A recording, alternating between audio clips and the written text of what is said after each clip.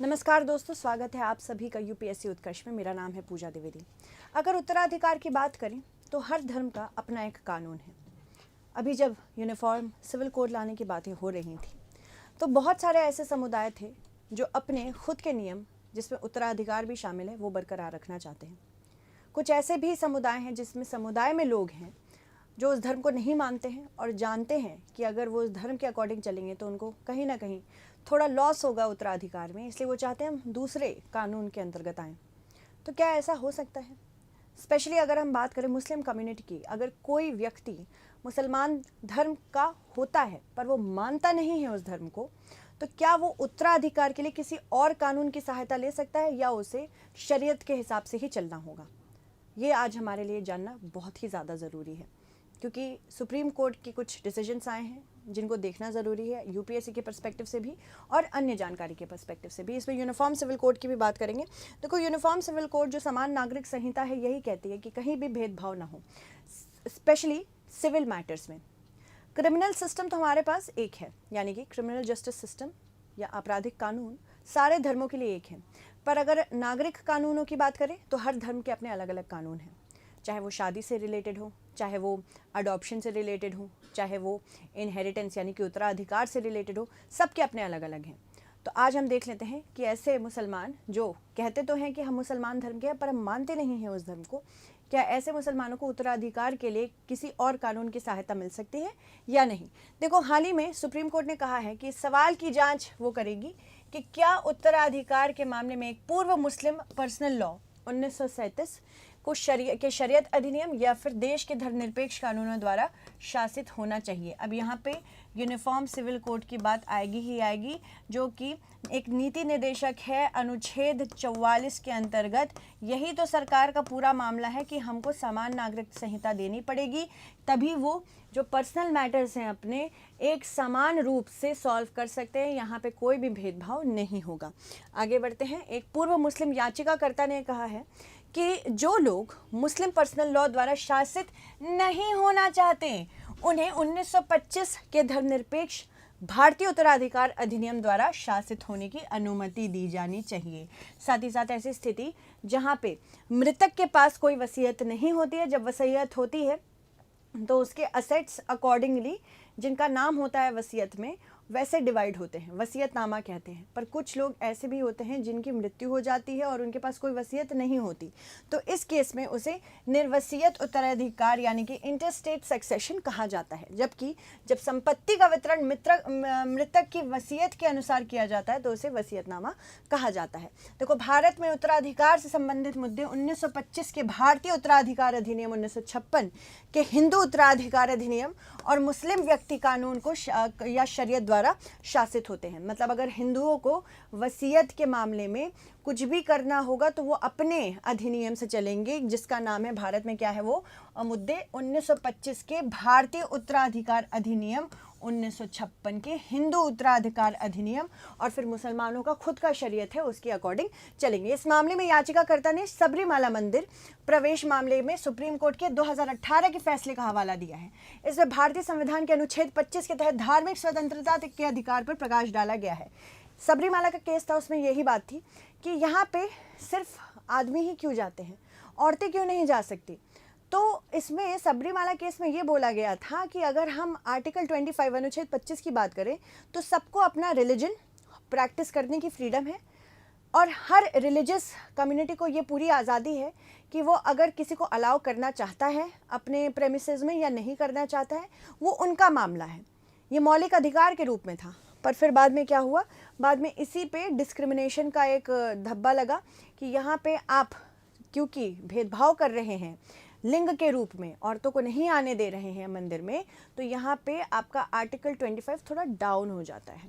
अब इस याचिकाकर्ता ने कहा कि देखो, अगर इस अनुच्छेद 25 की बात करें तो यहाँ पे सुप्रीम कोर्ट उन लोगों को भी रखे जो ये मानती है कि हम किसी भी धर्म में नहीं मानते, हम धर्म को अस्वीकार करने के लिए भी पूर्ण रूप से स्वतंत्र हैं।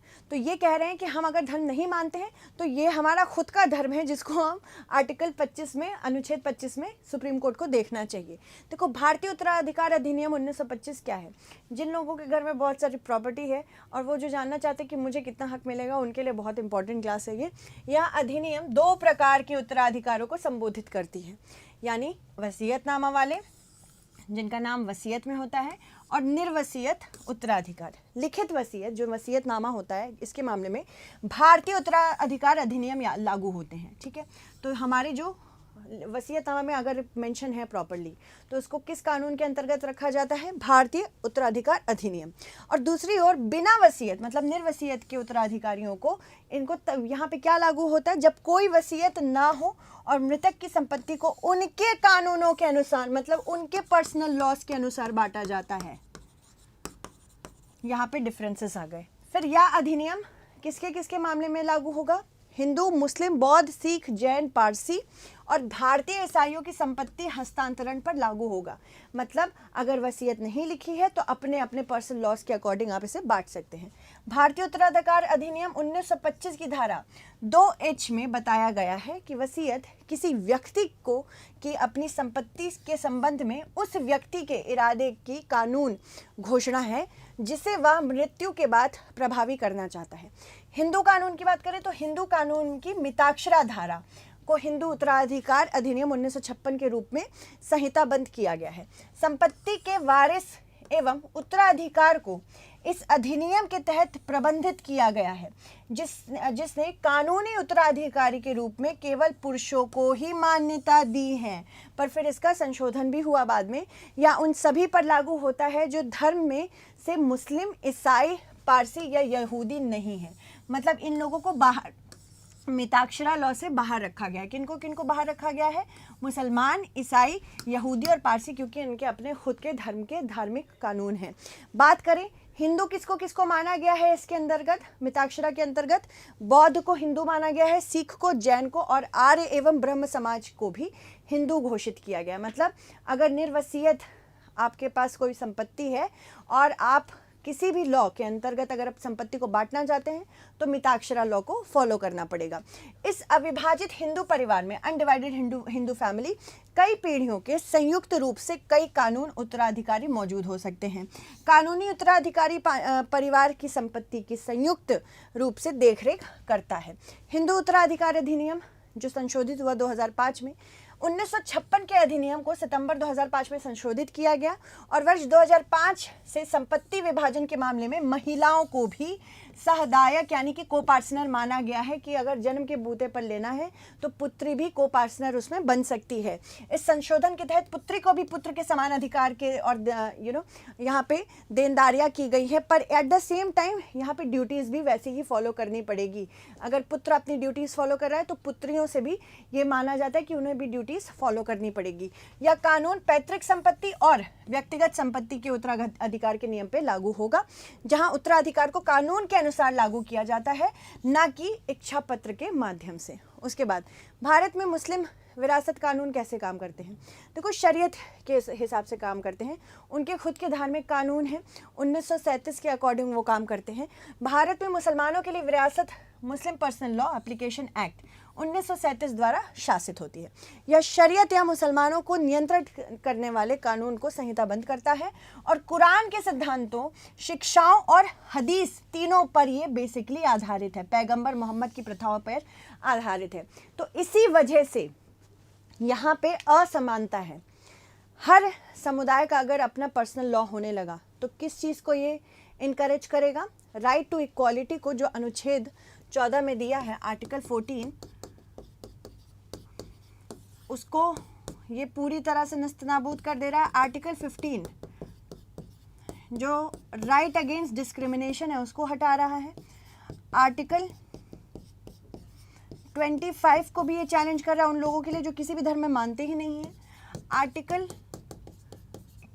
21 right to life and liberty, इन सारे कानूनों, इन सारे अनुच्छेदों को ये साफ साफ चैलेंज करते हैं यूनिफॉर्म सिविल कोड, और माफ़ कीजिएगा, खुद के पर्सनल लॉज। और यूनिफॉर्म सिविल कोड जो कि अनुच्छेद 44 में दिया है, ये तो चलो सारे आपके मौलिक अधिकार है। बाकी जो मौलिक अधिकार नहीं है, जो नीति निर्देशक है, जिसको कोर्ट इन्फोर्स नहीं करा सकती पर कह सकती कि इसको मतलब दायरे में लाइए धीरे धीरे।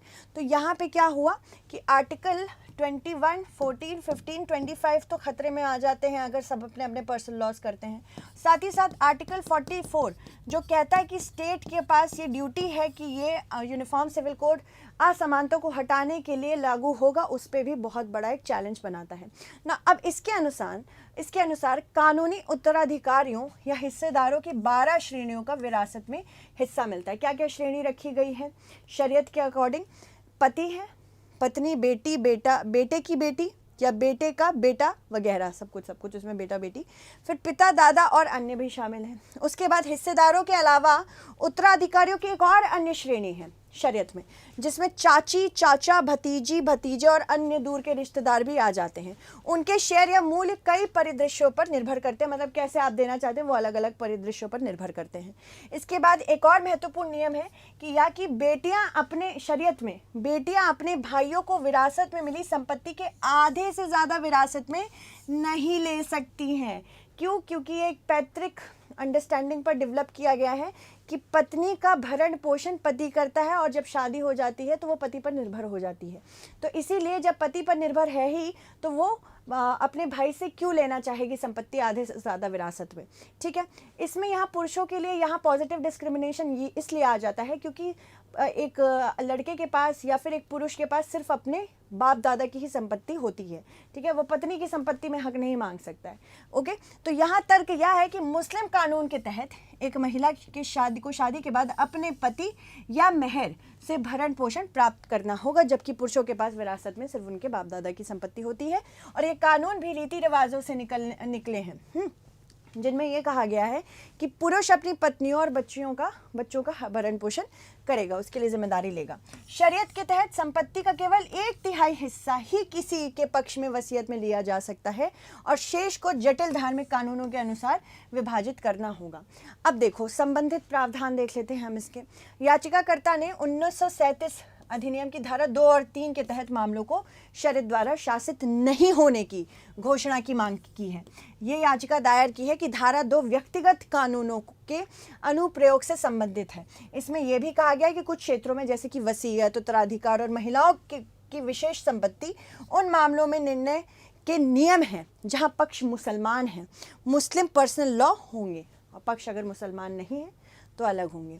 इसके अलावा अधिनियम की धारा 3 भी कहती है कि कोई भी व्यक्ति जो निर्धारित प्राधिकारी को संतुष्ट करता है कि वह मुस्लिम है, दूसरा भारतीय अनुबंध अधिनियम 1872 के तहत अनुबंध करने में सक्षम है और उन क्षेत्रों का निवासी है जहां अधिनियम लागू होता है, धारा 2 उस पर और उसके वंशजों पर लागू हो सकती है।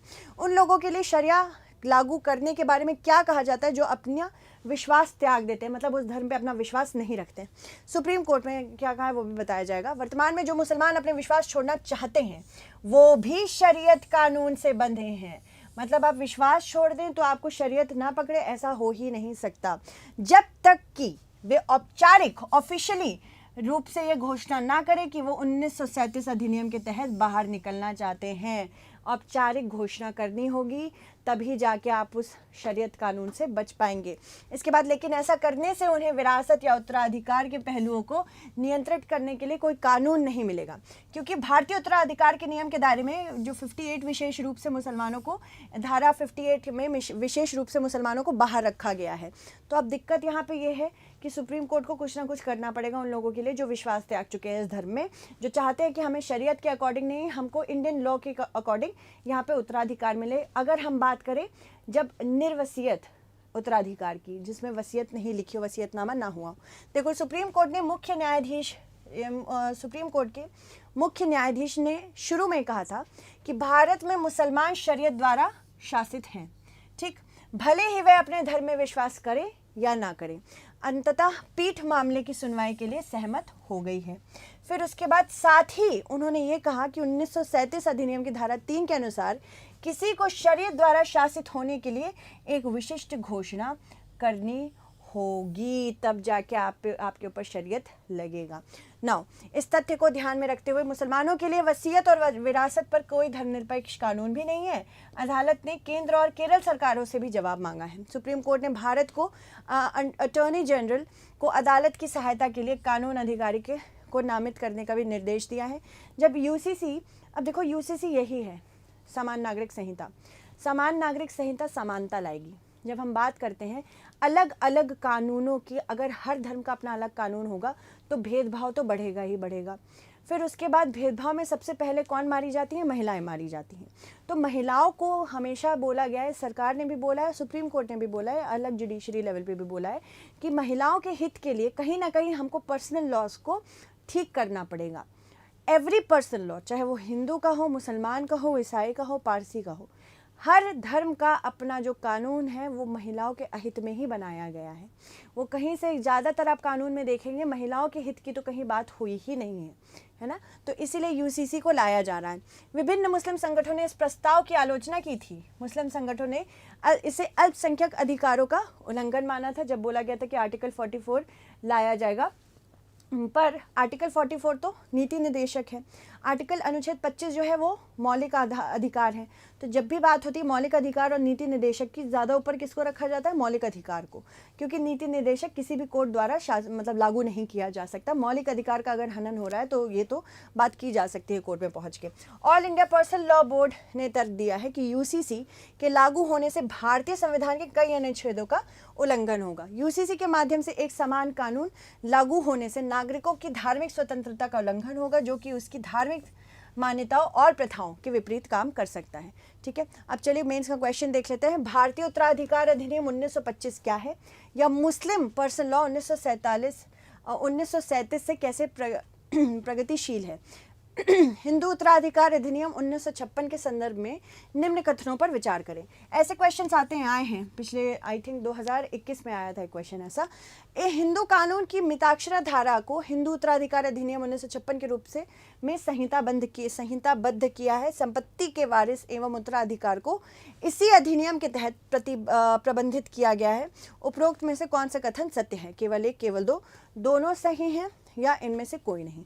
ठीक है, तो जल्दी से आप इसका आंसर ज़रूर बताएं हमें कमेंट सेक्शन में। Thank you so much everyone for watching. Stay very very updated.